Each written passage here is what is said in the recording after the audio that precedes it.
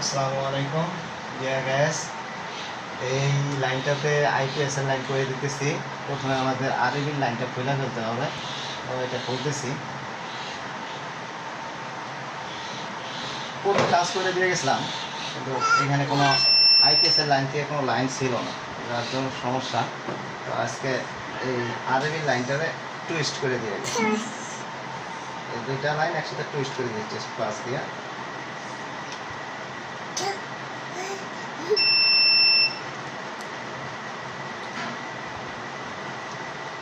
Plus দিয়ে সুন্দরভাবে twist করে দিই।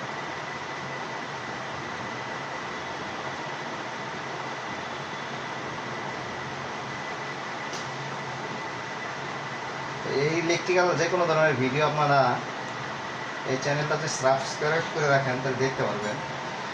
নিজেদের কাজ নিজেরাই করতে পারবেন, কোনো টেকনিশিয়ান বা ইঞ্জিনিয়ারের প্রয়োজন নাই। কিছু হ্যান্ড টুলস নিজেরা কিনে রাখবেন, যেমন plus cutting plus, tester driver বা ফ্ল্যাট ড্রাইভার, নর্মালি যে কোনো ধরনের এই টুলসগুলো কিনে রাখলে আপনারা নিজেদের কাজ নিজেরাই করতে পারবেন। আর এই লাইনটা আমাদের কাছে হলুদ তার নাই, এটা লাল তার দিয়ে করে দিতেছি। এইখান থেকে এইখানে ধরায় দেবো লাইন। আগে এই লাইনটা ধরায় দিই, যে জায়গা থেকে আরবির লাইনটা খুলছি, বিদ্যুতের লাইনটা খুলছি, ওই জায়গায় ঢুকাই দিলাম।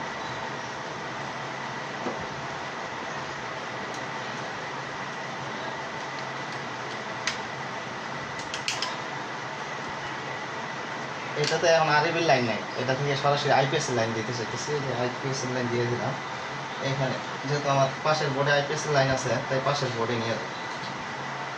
এটা হচ্ছে ডিমার, ফ্যানের জন্য ব্যবহার করা হয়েছে, সুইচিং সিস্টেম করা আছে। সরাসরি যে এয়ার লাইনটা আছে ওইখানে দিয়ে দেব। এটা হচ্ছে আইপিএস এর লাইন, এই লাইনটা আইপিএস এর লাইন, চেষ্টা শো করতেছে। এটা এই লাইনটা আমরা খুলবো, খুলে এখানে সরাসরি ধরা দেবো। এটা আইপিএস এর লাইন, ফ্যানটা বন্ধ হয়ে গেছে। এবার এইখানে আগে ঢুকাই দিই তারটা।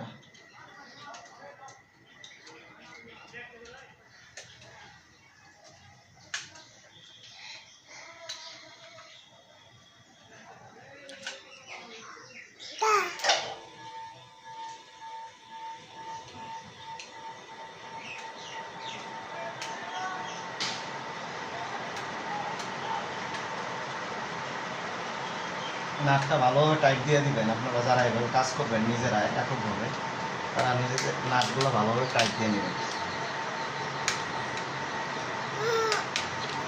চাইলেও আর এই তারটা খুলতেছে না,